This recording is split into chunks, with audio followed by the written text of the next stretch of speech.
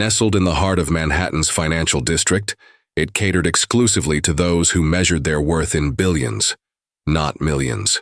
The kind of place where a single bottle of wine cost more than most people's monthly rent. Crystal chandeliers worth small fortunes hung from vaulted ceilings. Persian rugs that had crossed oceans cushioned the footsteps of America's elite. Tonight, like every Friday night, the restaurant hummed with the self-satisfied energy of the powerful. At the center table, always reserved, never questioned, sat Marcus Caldwell, 40 years old, ice blue eyes that could freeze a boardroom into submission, hair the color of winter wheat perfectly styled, a jawline sharp enough to cut glass, and a custom Tom Ford suit that probably cost more than a decent used car. He'd made his first million at 23, his first billion at 31. Tech, real estate, venture capital. It didn't matter. Everything Marcus touched turned to gold, and he knew it. "This wine is unacceptable," he said, his voice carrying across the dining room with the casual authority of someone who'd never been told no in his adult life. The sommelier, a distinguished man in his 60s who'd served wine to presidents and royalty, stood frozen. His hands trembled slightly as he held the bottle. A 1982 Chateau Lafite Rothschild worth $8,000. "Sir, this is one of our finest. I don't care what it is." Marcus cut him off with the kind of dismissive wave usually reserved for shooing away flies. "It's corked. Take it away and bring me something that doesn't taste like vinegar filtered through a gym sock." The wine wasn't corked. Everyone within earshot knew it. The sommelier knew it. The other diners knew it. Marcus probably knew it too. But that wasn't the point. The point was power. The point was reminding everyone in this gilded room exactly who sat at the top of the food chain. The point was watching a man with 4 decades of expertise swallow his pride, bow his head and mumble an apology that both of them knew was undeserved. "Of course. Mr. Caldwell, right away, sir." Marcus leaned back in his chair, a slight smirk playing at the corners of his mouth. His dinner companions, 2 hedge fund managers and a corporate attorney, chuckled appreciatively. They'd learned long ago that laughing at Marcus's cruelty was the price of admission to his inner circle. "That's the problem with this city," Marcus announced, loud enough for several nearby tables to hear. "Everyone's got their hand out, but nobody knows how to actually deliver quality anymore. These people should be grateful we even walk through their doors." The restaurant manager appeared, smoothing his tie nervously. "Mr. Caldwell, please accept our sincerest apologies. Your next bottle is on the house, and—" "I don't want it on the house, David." Marcus's blue eyes fixed on the manager with predatory intensity. "I want competence. I want excellence. I want people who understand that when I pay premium prices, I expect premium service." "Is that really too much to ask?" "No, sir. Not at all. You'll personally what? You'll personally do your job? Congratulations, David. You've discovered the bare minimum of professional expectations. Someone get this man a participation trophy." More laughter from Marcus's table. More humiliation for the manager, who'd worked at the Imperial Oak for 15 years, and had never, in all that time, served a corked bottle to anyone. But facts didn't matter in Marcus Caldwell's universe. In his universe, truth was whatever he decided it was at any given moment. Reality bent to accommodate his whims. People were either useful or they were obstacles, and obstacles existed only to be crushed under the Italian leather of his $1,500 shoes. The manager retreated. The sommelier disappeared into the wine cellar to retrieve another impossibly expensive bottle that Marcus would probably find fault with too. The other diners returned their attention to their own meals, relieved that tonight's spectacle hadn't targeted them. And then the kitchen doors swung open. She wasn't supposed to be working the main floor. Maya Thompson was 3 weeks into her job at the Imperial Oak, still relegated to the private dining rooms, and the early afternoon shifts where the stakes were lower and the customers were less demanding. At 25, she was the newest member of the wait staff, still learning the subtle choreography of high-end service, but one of the senior waiters had called in sick, and short staffing meant everyone got pulled into the rotation. So, Maya found herself walking toward table 7, toward Marcus Caldwell, with absolutely no idea that her entire life was about to change. Marcus didn't even look at her. He simply pushed his glass toward the edge of the table without breaking his conversational stride. So I gave them 48 hours to restructure the entire deal. And you know what happened? They came back in 36 with exactly what I wanted. That's the difference between negotiating and dominating. Maya reached for his glass, careful not to interrupt. Her hands were steady as she poured, the water creating a perfect arc from pitcher to crystal. Years of working in her aunt's diner back in Baltimore had given her skills that translated surprisingly well to fine dining, even if the price points were astronomically different. The key is making them believe they have no other option, Marcus continued, finally glancing up as Maya moved to the next glass. His ice-blue eyes scanned her face with the same dispassionate assessment he might give a quarterly earnings report, evaluating, categorizing, dismissing. You have to be willing to walk away from anything. The moment they sense desperation, you've already lost. His companions nodded sagely, as if Marcus had just shared profound wisdom rather than basic negotiation tactics dressed up in sociopathic indifference. Maya moved around the table efficiently, professionally. She'd filled 3 glasses when one of the hedge fund managers, a florid-faced man in his 50s, held up his hand. "Sweetheart, this water's not cold enough. Can you get us some that's actually chilled? Maybe add some ice?" It was sparkling water, fresh from the refrigerator, perfectly chilled.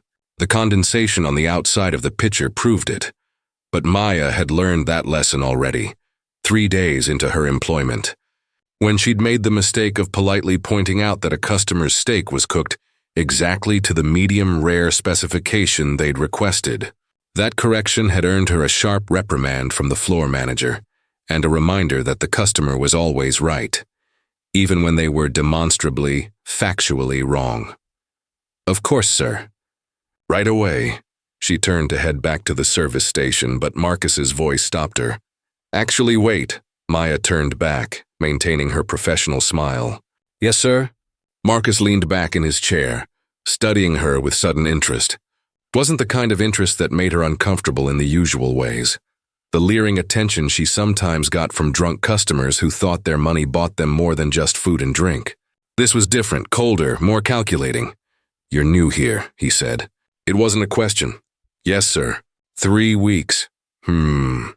He picked up his napkin, dabbed at the corners of his mouth with exaggerated delicacy, then tossed it onto his plate. 3 weeks and they've already got you working the main floor on a Friday night? Must be desperate. What happened? Half the staff quit after dealing with the management's incompetence." Maya's smile didn't waver. "I couldn't say, sir. I just go where I'm assigned." "Of course you do." Marcus gestured vaguely at her uniform, the crisp white blouse and black slacks that all the servers wore. "Let me guess. College degree? Student loans? Probably thought you'd graduate and walk right into some corner office, but reality had other plans. Now you're here, serving water to people who actually made something of themselves." The attorney chuckled. The hedge fund managers exchanged knowing looks. Maya's fingers tightened slightly on the pitcher handle, but her expression remained neutral, professional. She'd dealt with condescending customers before, though rarely ones who managed to be quite so precisely cruel with so few words.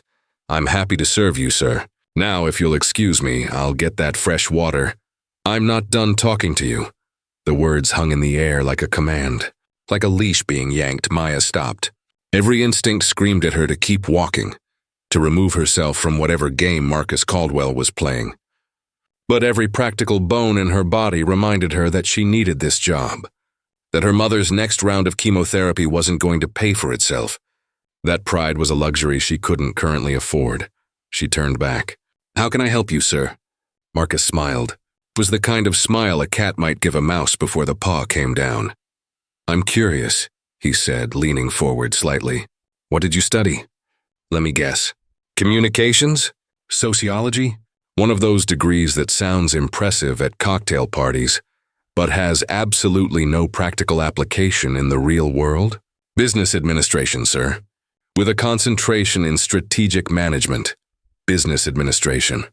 Marcus repeated the words slowly, savoring them like fine wine. "Strategic management.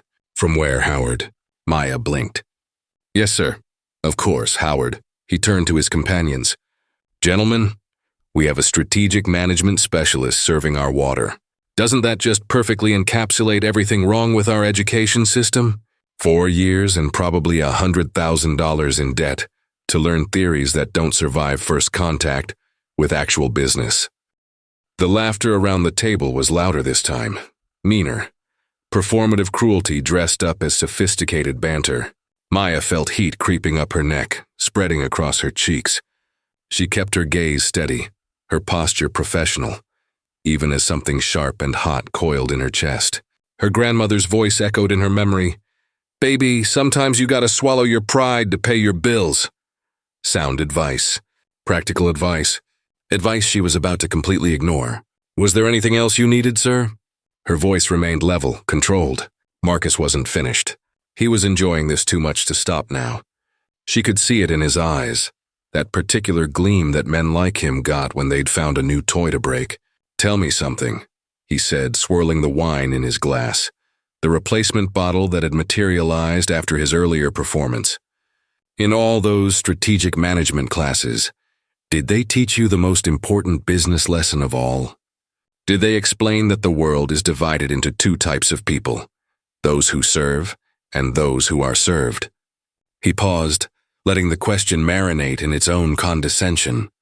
"Because it seems to me that the market has already decided which category you fall into. And no amount of Howard University credentials is going to change that fundamental reality." The restaurant had gone noticeably quieter. Nearby tables had stopped pretending not to listen. The sommelier stood frozen near the wine cellar entrance. A busboy had paused mid-reach for an empty plate, his hand suspended in air. Everyone was waiting to see what would happen next. The floor manager was approaching now, his face pale with the specific anxiety of someone watching a disaster unfold in slow motion. David, that was his name, had worked at the Imperial Oak for 15 years. He had a daughter in college and a mortgage in Queens. He couldn't afford to lose this job any more than Maya could. She could see him preparing to intervene, to apologize on her behalf, to offer Marcus whatever appeasement might diffuse the situation. To throw her under the bus if necessary, because that's what survival in places like this required. Maya looked at Marcus Caldwell, really looked at him. 40 years old, and he'd probably never heard the word no in any context that mattered. Never faced a consequence that money couldn't erase. Never experienced the particular terror of choosing between paying rent and buying groceries. Never sat in a hospital waiting room wondering if your insurance would cover the treatment that might save your mother's life. She saw the expensive suit, the perfect hair, the ice blue eyes that had probably intimidated countless boardrooms into submission. And she saw something else, something smaller, emptier. A man who needed to humiliate waitresses to feel powerful. Maya set the pitcher down on the table, carefully, deliberately. The crystal base made a soft click against the white linen tablecloth. Then she looked Marcus Caldwell directly in those ice blue eyes and made a decision that would change everything. "You know what, sir?" Her voice was calm, clear, steady as bedrock. "You're absolutely right," Marcus blinked. His companions went silent. The floor manager froze mid-step. This wasn't the script. This wasn't how these things were supposed to go. "The market has decided," Maya continued. And now there was something in her voice that made people lean in, something that commanded attention without demanding it. "And you're right that there are 2 types of people in this world. But I think you've got the categories wrong." She could feel every eye in the restaurant on her now. Could feel her career at the Imperial Oak ending in real time. Could practically hear the sound of her financial security crumbling like a sandcastle at high tide. And she didn't care, not even a little bit. "See, I thought the division was between people who serve and people who are served," Maya said. "But actually it's between people who build things and people who just take credit for them. People who create actual value and people who extract it from others' labor. People who lift others up and people who need to push others down just to feel tall." Marcus's smile had frozen on his face. It looked painted on now, artificial, cracking at the edges. "And the really interesting thing?" Maya picked up the pitcher again, her movements unhurried, graceful. "Is that your type always assumes the power dynamic is permanent. That because you have money and influence right now, in this specific moment, That's somehow a reflection of intrinsic worth rather than circumstantial advantage and, let's be honest, probably a whole lot of inherited wealth and systemic privilege. She began refilling his glass. The water created a perfect arc, crystal clear, not a drop spilled. But here's what they didn't teach me at Howard. What I had to learn by working 3 jobs while taking a full course load. What I discovered watching my mother fight stage 3 breast cancer with more grace and dignity than you've probably shown in your entire life. The water reached the rim of the glass. Maya stopped pouring at exactly the right moment. Perfect precision, perfect control. Circumstances change, sir. Markets shift, empires fall. The people you step on while climbing up are the same people you meet on your way down. And character, real character, isn't what you do when you have all the power in the room. She set the pitcher down and met his gaze one final time. It's what you do when you have none. The silence that followed was absolute. Not the polite quiet of diners focused on their meals. Not the hushed reverence of people trying not to disturb their neighbors. This was the stunned, breathless silence of a room full of people who'd just witnessed something they couldn't quite believe. Marcus Caldwell sat frozen in his chair. His mouth had fallen slightly open. His ice-blue eyes were wide with something that might have been shock or rage, or the dawning realization that someone had actually, genuinely, publicly said no to him. His companions looked equally stunned. The attorney's wine glass was halfway to his mouth, suspended there like a paused video. The hedge fund managers exchanged glances that suggested they were rapidly recalculating their social allegiances. Maya picked up her pitcher and turned to the floor manager. "I'll be in the back," she said quietly. "Clearing out my locker." David's mouth opened and closed like a fish gasping on a dock. No sound came out. What could he possibly say?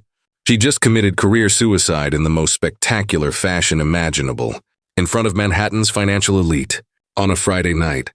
To Marcus Caldwell, Maya walked toward the kitchen, her posture straight, her head high. Her hands weren't shaking. Her breathing was steady. She felt strangely calm, like a fever had broken, like she'd been carrying something heavy for so long that she'd forgotten what it felt like to stand up straight. Behind her, the restaurant remained frozen in that strange silence. Then Marcus moved. He stood up, slowly. His chair scraped against the floor with a sound like a gunshot in the quiet. "Wait," Maya stopped. She didn't turn around. Didn't give him the satisfaction. "I said wait." His voice was different now, harder, sharper. The veneer of casual cruelty had been stripped away, revealing something colder underneath. "You don't walk away from me. Nobody walks away from me." Now Maya turned. "I just did. Do you have any idea who I am?" Marcus took a step toward her, his face flushing red. The carefully maintained composure was cracking, revealing the petulant anger of a child who just had his favorite toy taken away.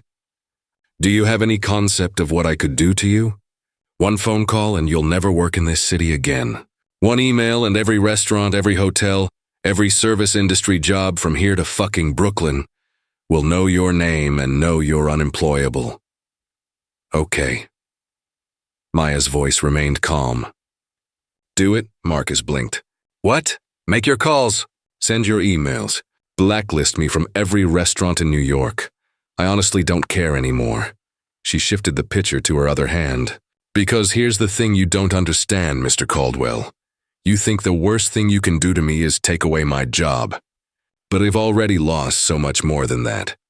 She took a breath, and when she spoke again, her voice carried across the entire dining room. "I've lost sleep wondering how I'll pay my mother's medical bills. I've lost my dignity, over and over, smiling while men like you treat me like I'm less than human. I've lost opportunities because I couldn't afford unpaid internships. I've lost confidence, lost hope, lost count of how many times I've had to swallow my self-respect just to survive." The other diners were openly staring now. Several had their phones out. Maya could see the recording lights, could imagine the headlines already writing themselves, could picture the viral videos spreading across social media. She should care, should be terrified, should be doing damage control. But all she felt was tired. "So go ahead," she said. "Take this job. Take every job. You can't take anything from me that this city hasn't already tried to steal. And unlike you, I'll still be able to look at myself in the mirror tomorrow morning. Marcus's face had gone from red to purple. A vein throbbed in his temple. His hands were clenched into fists at his sides. For a moment, Maya thought he might actually hit her. Wondered if his ego was so fragile, his sense of entitlement so absolute, that he'd resort to physical violence in front of a room full of witnesses. But he didn't. Instead, he did something worse. He laughed. It started as a chuckle, low and mean, then built into something louder, harsher, performative. "This is incredible," he said, addressing the room now rather than Maya. "This is absolutely incredible. Do you all see this? This is what passes for courage these days. A waitress with delusions of grandeur thinks she can lecture me about character because she took some community college business classes and—" "Howard University," Maya interrupted. "You said it yourself 20 minutes ago. Try to keep up with your own insults, sir." Someone laughed. Actually laughed. A sharp bark of amusement from somewhere near the back of the dining room. Marcus's head snapped toward the sound, his eyes scanning the crowd for the traitor. But whoever had laughed had already suppressed it, hidden behind a napkin or a wine glass or a carefully neutral expression. The power dynamic in the room was shifting, subtly, almost imperceptibly, but definitely shifting. Maya could feel it like a change in air pressure before a storm. Marcus felt it too. She could see it in the way his shoulders tensed, the way his jaw clenched, the way his ice-blue eyes darted around the room, searching for allies and finding only carefully averted gazes. "You're fired," he said, turning back to Maya. "Obviously. And I meant what I said about making sure you never—" "She's not fired," the voice came from the entrance to the dining room, deep, authoritative, accented, with the particular precision of someone who'd learned English as a second language and spoke it better than most native speakers. Everyone turned. Standing in the archway was a man in his 70s, silver hair immaculately styled, a charcoal suit that probably cost more than Maya's entire wardrobe, sharp eyes that missed nothing, currently fixed on Marcus with an expression of profound disappointment. Maya recognized him from the employee handbook, from the oil painting in the lobby, from the hushed, reverent way the other staff members spoke about him. Vincent Laurent, owner of the Imperial Oak, one of the most respected restaurateurs in New York, a man who'd built an empire on the principle that true luxury meant treating everyone, staff and customers alike, with unwavering respect. He walked into the dining room, his footsteps measured and deliberate, and the crowd parted before him like the Red Sea. Vincent Laurent moved through the dining room with the unhurried confidence of a man who'd never needed to raise his voice to command attention. Conversations died as he passed. Silverware was carefully set down. Even the kitchen noise seemed to diminish, as if the entire restaurant was holding its breath. He stopped 3 feet from Marcus Caldwell. "Mr. Caldwell," he said, his French accent wrapping around the words like silk around steel. "I believe you were just leaving." Marcus's jaw dropped. "Excuse me? You are no longer welcome at the Imperial Oak." Vincent's tone was perfectly polite, perfectly calm, and absolutely final. "Please settle your bill at the front desk and do not return." "You can't be serious." Marcus looked around as if expecting someone to jump in and explain that this was all a joke. "Do you have any idea how much money I've spent here over the years? How many clients I've brought through your doors?" "Approximately $430,000 over the past 18 months, Vincent replied, without hesitation. "I know exactly what you've spent, Mr. Caldwell. I also know that you have complained about perfectly prepared dishes 17 times, sent back properly cellared wines on 11 occasions, reduced 4 servers to tears, and caused 3 experienced staff members to quit rather than continue serving you." He paused, letting that sink in. "I tolerated this because I believed that everyone deserves the benefit of the doubt. That perhaps you were having difficult days, that beneath the arrogance might be a decent person struggling with something I didn't understand." Vincent's expression hardened, "But what I just witnessed tells me I was wrong. You are not struggling. You are simply cruel. And cruelty, Mr. Caldwell, is the one thing I will never serve alongside my food." Marcus's face cycled through several shades of red. "This is insane. You're choosing some nobody waitress over one of your best customers?" I am choosing human dignity over revenue, Vincent corrected. Something that should not be a difficult choice, yet seems to baffle you completely. He turned to Maya, and his expression softened. Miss Thompson, I apologize. You should never have been put in a position where you felt you had to defend your basic humanity. That failure is mine, not yours. He glanced at David, the floor manager, who looked like he wanted the floor to swallow him whole. We will be discussing our policies regarding customer conduct extensively. Maya didn't know what to say. Her hands were shaking now, the adrenaline that had carried her through the confrontation finally catching up with her. Mr. Laurent, You are not fired, he said gently. In fact, if you're willing, I'd like to discuss a different position. I'm looking for someone to help train our staff on how to handle difficult situations with grace under pressure. You seem uniquely qualified. The dining room erupted. Not with applause, this wasn't that kind of crowd, but with an excited buzz of conversation. Phones were definitely recording now. Maya could already imagine the social media posts, the think pieces, the hot takes that would be flooding the internet within hours. Marcus stood there, looking genuinely shocked for perhaps the first time in his adult life. His companions had already started gathering their things, clearly unwilling to go down with his ship. This is a mistake, Marcus said, his voice low and dangerous. You have no idea what kind of enemy you just made. Vincent smiled. It was the saddest smile Maya had ever seen. Mr. Caldwell, I survived the Nazi occupation of Paris as a child. I rebuilt my family's restaurant from rubble with my bare hands. I came to this country with nothing and built something that matters. He gestured around the dining room. Do you really think I'm afraid of a spoiled tech billionaire who peaked at 40?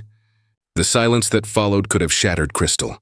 Marcus opened his mouth, closed it, opened it again. No words came out. He looked like a man who'd just discovered that the fundamental rules of his universe had changed without warning. And he had no idea how to navigate this strange new reality. Finally, he grabbed his jacket from the back of his chair. You'll regret this, he said to Vincent. Then to Maya, you'll definitely regret this. He stormed toward the exit, his expensive shoes striking the floor with angry percussion. His former dinner companions followed at a careful distance, already texting furiously on their phones, probably trying to get ahead of whatever PR nightmare was about to unfold. The door slammed behind them. For a long moment, nobody moved. Then Vincent turned to address the entire dining room. Ladies and gentlemen, I apologize for the disruption to your evening. Your meals tonight are complimentary, with my sincere thanks for your patience. He clasped his hands behind his back. The Imperial Oak has always stood for something beyond fine food and wine. We stand for the proposition that luxury means treating every person with respect, that true class is measured not by what you have, but by how you treat those who can do nothing for you. The dining room remained silent for 3 heartbeats after Vincent's speech. Then someone started clapping, slowly at first. A woman in her 60s at table 12, wearing a string of pearls that probably cost more than a car. Then another person joined, and another. Within seconds, the entire restaurant was applauding. And Maya stood there, still holding her water pitcher, feeling like she'd stepped into some alternate reality, where the laws of physics had temporarily suspended themselves. Vincent turned to her, his expression kind. Miss Thompson, why don't you take the rest of the evening off? With pay, naturally. I think you've earned it. Maya nodded, not trusting her voice. She handed the pitcher to a passing busboy and walked toward the kitchen on legs that felt like they belonged to someone else. The applause followed her through the swinging doors, muffled but still audible as she entered the familiar chaos of the back of house. The kitchen staff stared at her like she'd just walked on water. Did you really just tell off Marcus Caldwell? Antonio, the sous chef, asked in an awed whisper. I think so. It's kind of a blur. Girl, you're either the bravest person I've ever met or the craziest, said Carmen, one of the line cooks, shaking her head with a mixture of admiration and disbelief. Possibly both. Maya's hands were definitely shaking now. The reality of what she'd done was settling over her like a heavy blanket. She'd stood up to a billionaire in public, in front of dozens of witnesses, and what was probably now dozens of viral videos spreading across the internet like wildfire. Her phone, tucked in her locker, was probably already exploding with notifications. I need to sit down, she said. Carmen guided her to a plastic chair near the walk-in freezer. You need some water? Ironically, Maya laughed and it came out slightly hysterical. I think I've poured enough water for one night. She put her head between her knees, trying to steady her breathing. The kitchen continued its normal, organized chaos around her. But people kept glancing over, like she might spontaneously combust or sprout wings or do something equally improbable. David, the floor manager, appeared through the swinging doors. He looked 10 years older than he had an hour ago. Maya, he said quietly, can we talk? She looked up. If you're here to yell at me for creating a scene, I'm here to apologize. He pulled up another chair and sat down heavily. I should have intervened earlier. Should have shut down Caldwell's behavior the minute he started. But I was scared. Scared of losing his business, scared of making waves, scared of... He trailed off, shaking his head. There's no good excuse. You handled in 2 minutes what I failed to handle in 18 months. Sorry. Maya studied his face. The genuine remorse there. The exhaustion. You have a daughter in college, right? 2 daughters, actually. One at NYU, one at Cornell. Then you did what you had to do to protect them. I get it. She managed a small smile. I probably would have done the same thing if I had kids depending on me. Maybe, David said. But you shouldn't have to make that choice. None of us should. That's what Mr. Laurent was saying out there. He stood up, straightening his tie. For what it's worth, the job offer he mentioned, that wasn't just for show. He really does want to talk to you about a training position. Better pay, no direct customer service. He's serious about changing how we do things.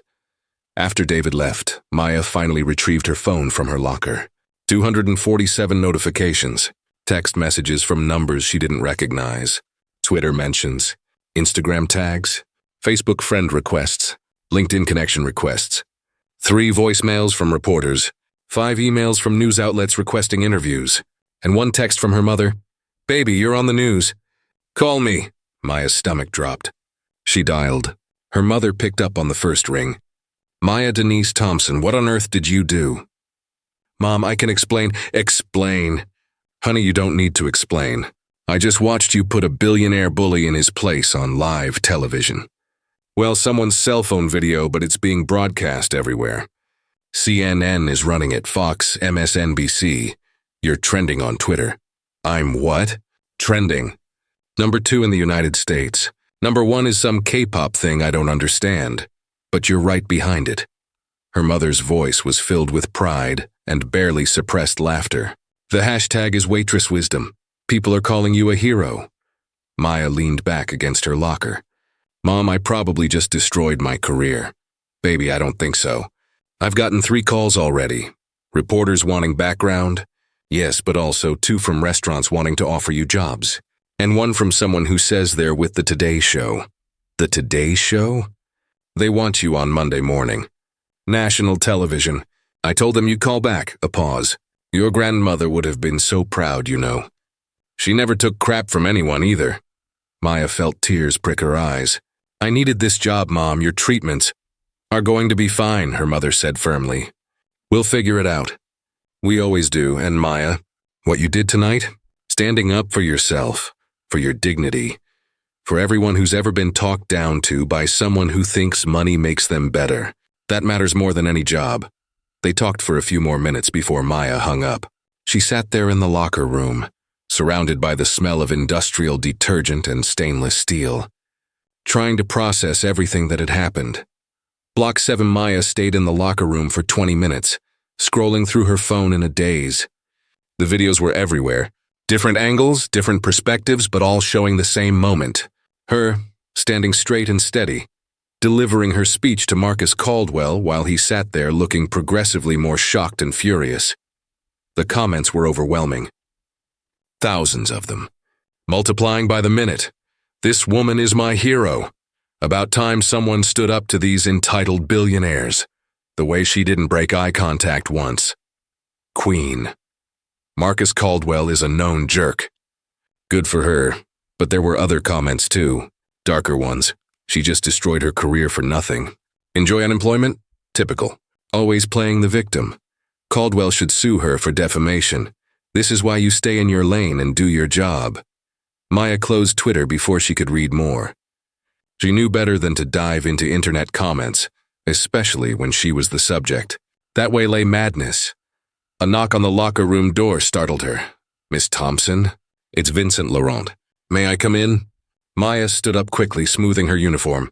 "Yes, of course." Vincent entered, still impeccably composed despite the evening's chaos. He carried 2 small glasses and a bottle of what looked like very expensive cognac.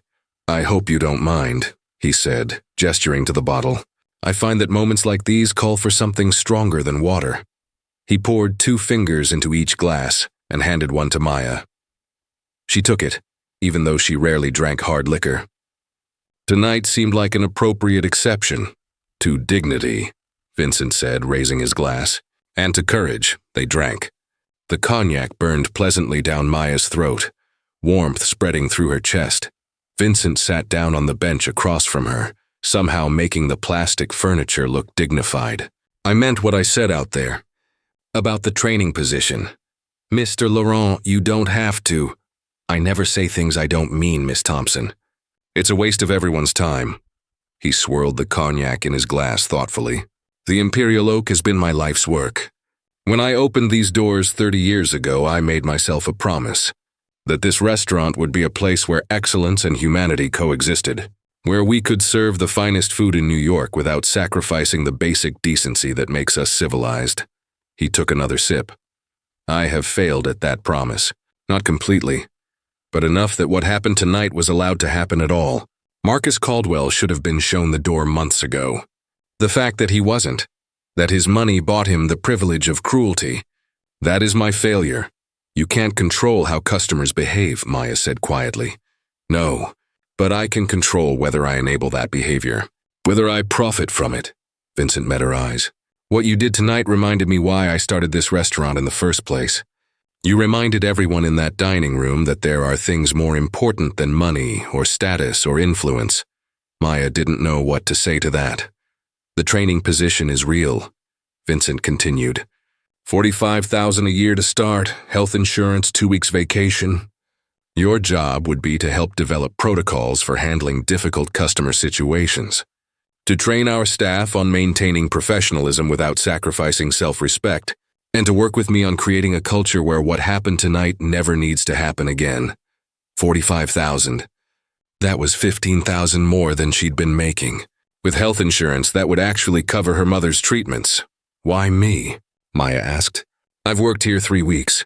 I don't have experience with training or management or—" "You have something better than experience," Vincent interrupted. "You have integrity. You have courage. And you have the lived experience of understanding what it's like to be on the receiving end of the power imbalance we're trying to correct." He finished his cognac. "Besides, you just became the most famous waitress in America. Whether you want it or not, you're now the face of service industry dignity. I'd like that face to be associated with the Imperial Oak." Maya laughed despite herself. "That's pretty calculated, Mr. Laurent.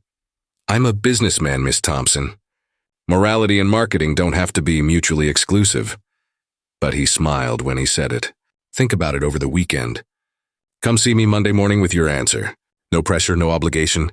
If you decide this isn't for you, I'll write you a letter of recommendation that will open doors anywhere in this city."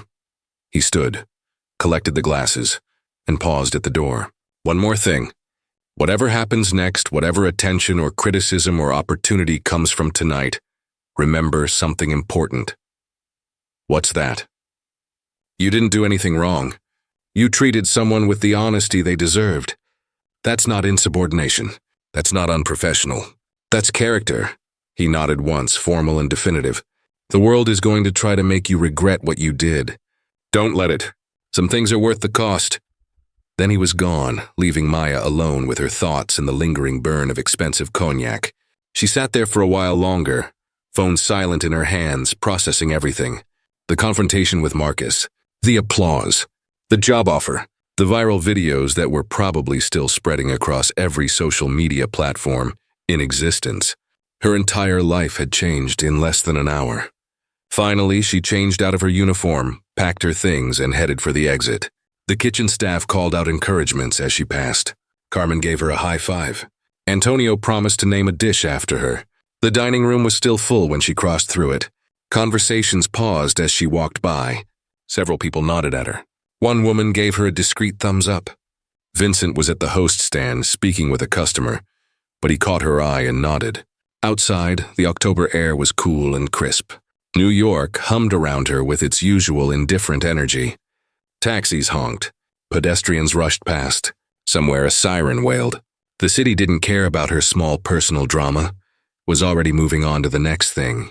Maya pulled out her phone and called an Uber. While she waited, she scrolled through the messages again. Block 8, the Uber ride home to her tiny studio in Washington Heights, took 45 minutes through Friday night traffic. Maya spent most of it staring out the window, watching the city lights blur past, while her phone continued its relentless buzzing. She'd turned off most notifications, but the occasional vibration reminded her that somewhere out there, thousands of strangers were debating, defending, and dissecting the worst and best moment of her professional life. Her apartment building was a 6-floor walk-up wedged between a bodega and a laundromat. The elevator had been broken for 3 months. Maya climbed the stairs on autopilot, her feet finding each worn step from muscle memory alone. Inside her apartment, 400 square feet of organized chaos, she finally let herself breathe. Really breathe. She dropped her bag, kicked off her shoes, and collapsed onto her second-hand couch. Her phone rang. Not a text, an actual call. Unknown number. Against her better judgment, Maya answered. Miss Thompson? This is Rachel Chen from the New York Times. I know you're probably getting bombarded right now, but I'd love to talk to you about what happened tonight. We're running a piece on workplace dignity and the service industry, and your story is exactly the kind of I can't, Maya interrupted. I'm sorry, I can't right now. I understand. Could I give you my number? In case you change your mind? Maya took down the information mechanically, knowing she'd probably never use it. After Rachel Chen came 3 more calls. ABC News, The Washington Post, someone from a podcast called Disrupt the Narrative that apparently had 2 million subscribers. She stopped answering after that. Instead, she called her mother back. How are you holding up, baby? Her mother's voice was warm, concerned, but also excited in a way Maya hadn't heard in months. Not since before the diagnosis. I don't know, Mom. This is insane. People are calling me from national news networks. The New York Times wants an interview. I'm trending on Twitter above a celebrity divorce and below a K-pop scandal. Her mother laughed, rich and full. You always did know how to make an entrance. This isn't funny. What if Marcus Caldwell really does blacklist me? What if Vincent Laurent changes his mind about the job offer? What if... Maya, stop, breathe. Her mother's voice took on that particular tone that had guided Maya through scraped knees, failed tests, and breakups. What if the sun doesn't rise tomorrow? What if gravity stops working? You can what if yourself into paralysis, or you can deal with what's actually in front of you. Maya leaned back, closing her eyes. And what's actually in front of me? A job offer that pays better and treats you like a human being. National attention that, handled right, could open doors you didn't even know existed. And proof that you've got a backbone made of steel. A pause. Also about 700 new Twitter followers in the last hour, according to my count. You're on Twitter now? Your cousin Jessica set me up an account so I could follow what people are saying about you. Most of it's beautiful, baby.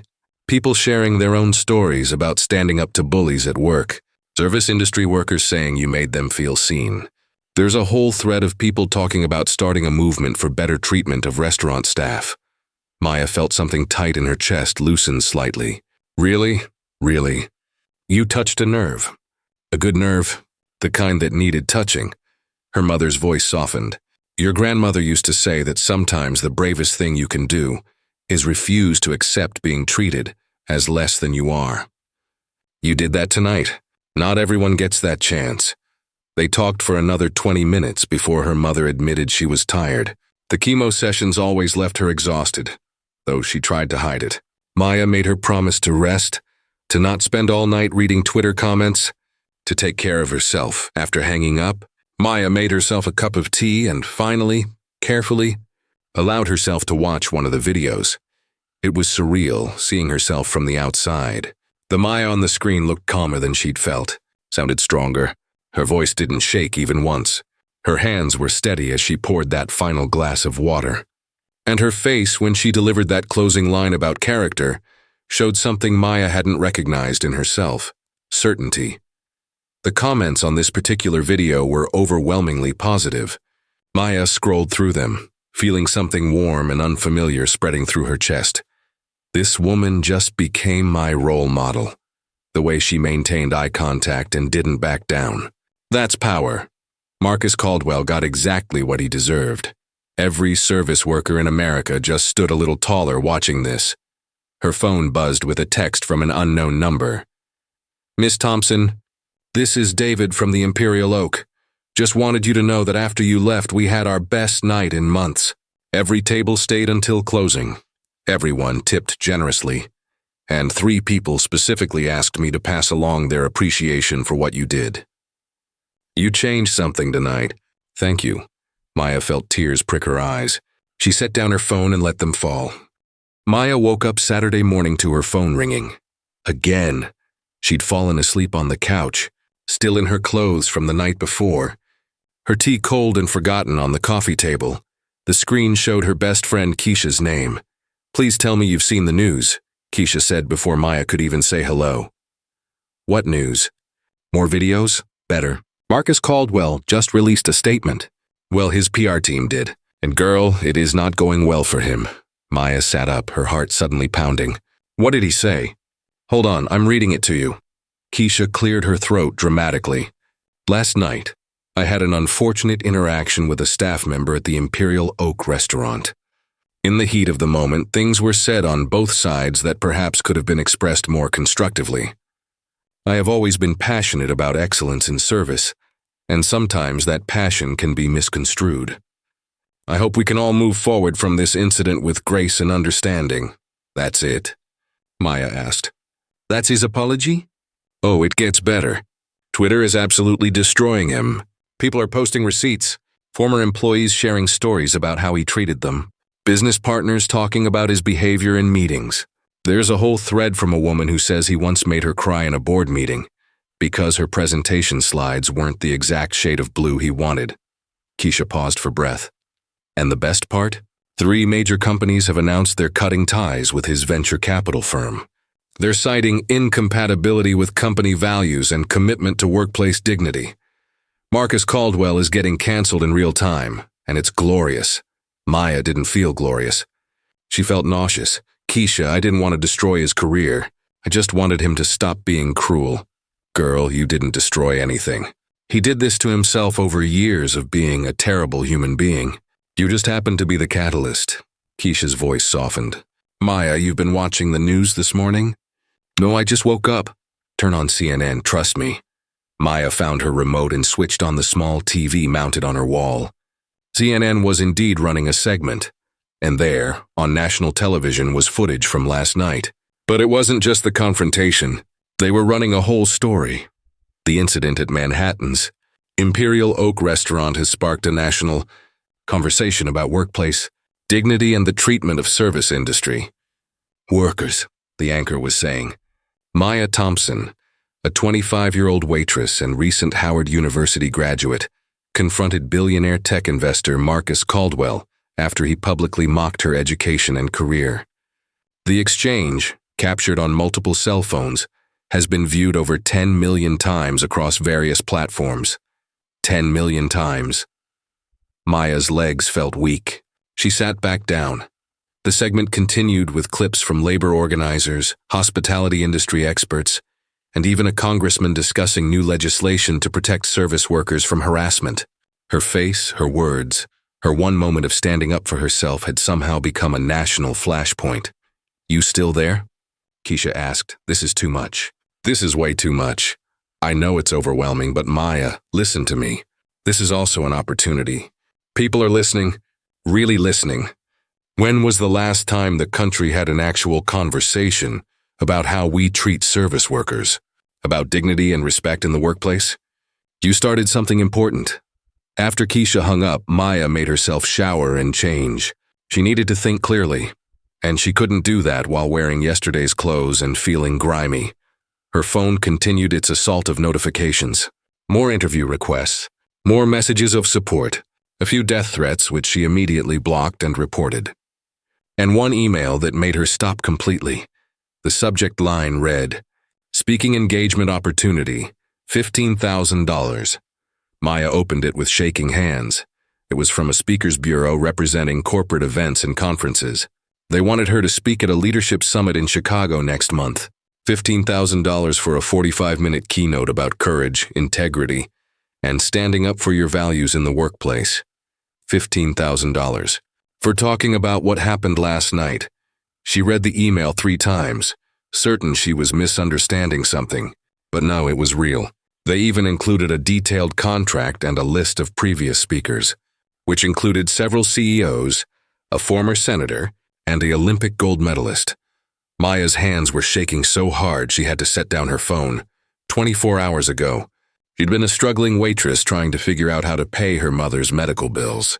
Now she was being offered speaking fees that exceeded her entire yearly salary. For one speech, her phone rang again. This time it was a number she recognized. Vincent Laurent. "Miss Thompson, I hope I'm not calling too early." Vincent's voice was as composed as ever, though Maya detected a hint of excitement beneath the professional veneer. "No, not at all. I've been awake for a while." Understatement of the century. "Good. I wanted to speak with you before the weekend progresses any further. The situation has evolved considerably since last night." He paused. "Have you been following the news coverage?" "Some of it. It's a bit overwhelming, honestly. I imagine so. Which is why I want to make something clear. The job offer I extended last night still stands, regardless of what opportunities may now be presenting themselves to you. In fact, I'd like to sweeten it," Vincent continued before Maya could respond. $55,000 annually, full benefits including coverage for family members, which I understand may be relevant given your mother's situation, a discretionary budget for professional development, and flexible scheduling to accommodate any speaking engagements or media appearances you choose to pursue. The Imperial Oak would be proud to support your platform while you help us build something better. Maya sat down heavily on her couch. "Mr. Laurent, that's incredibly generous, but why? You barely know me. I know enough. I know you have integrity that can't be bought or intimidated away. I know you articulated in 2 minutes what I've been trying to build for 30 years. And I know that right now you have something very rare and very valuable, moral authority and public attention. Used wisely, that combination can change things." He let that settle for a moment. "Take the weekend. Consider all your options. But know that whatever you decide, you have my support. What you did last night mattered, Miss Thompson. Don't let anyone convince you otherwise." After Vincent hung up, Maya spent the next hour simply sitting, thinking, processing. Her phone continued buzzing, but she ignored it. She needed clarity before she made any decisions. The truth was, she'd never imagined anything like this. She'd worked hard her entire life. Scholarships, part-time jobs, student loans. The constant grinding hustle of trying to build something from nothing. She'd done everything right according to the rules she'd been taught, and still found herself serving water to people who treated her like she was invisible. Last night, she'd simply refused to be invisible anymore, and somehow that refusal had cracked something open.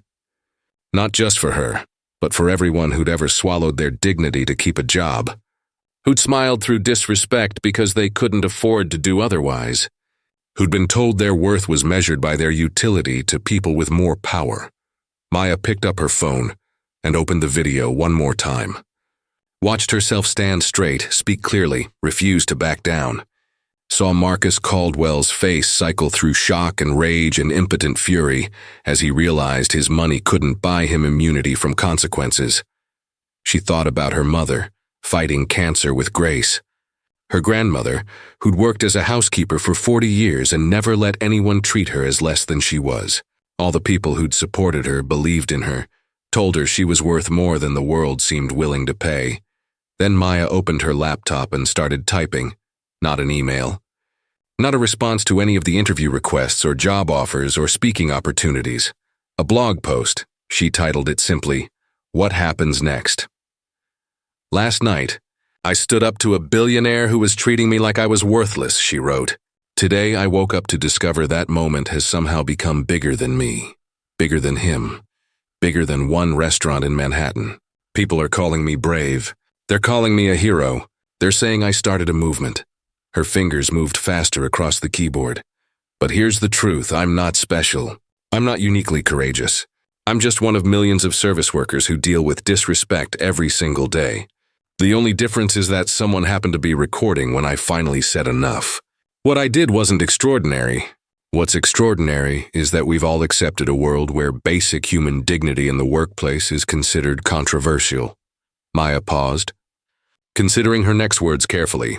So, yes, I'm going to take some of these opportunities. I'm going to do interviews and give speeches and use whatever platform this moment has given me. Not because I think I have all the answers, but because I know I'm not the only one with the questions. How do we build workplaces where everyone is treated with respect, regardless of what they do or how much they earn? How do we create systems where kindness isn't a luxury and dignity isn't negotiable? How do we make sure that the next person who stands up doesn't have to go viral to be heard? She wrote about Vincent Laurent's job offer, about the speaking opportunities, about her hopes and fears and uncertainty. She wrote about her mother's medical bills and student loans, and the practical realities that made last night's courage feel both essential and terrifying. And then, at the end, she wrote something that surprised even herself. To everyone watching this story unfold, if it inspired you, if it made you think, if it reminded you of your own worth, then don't just watch, act. Treat the people who serve you with respect. Stand up when you see someone being mistreated. Support businesses that value dignity over profit. Vote for policies that protect workers. And if you're in a position like I was last night, remember, your silence protects the system. Your voice can change it. Maya read through the post 3 times, edited it carefully, and then published it to the blog she'd started in college and barely maintained since graduation. Within 10 minutes, it had 100 views. Within an hour, 1,000. By evening, it would be shared across every major social media platform, quoted in think pieces, referenced in news segments. But that was later. For now, Maya closed her laptop, made herself a proper breakfast for the first time in weeks, and called her mother. "I think I know what I'm going to do," she said when her mother answered. "Tell me, baby. I'm taking Vincent's job, and I'm doing some of the speaking engagements. And I'm going to use every bit of attention this moment bought me to try to make things better.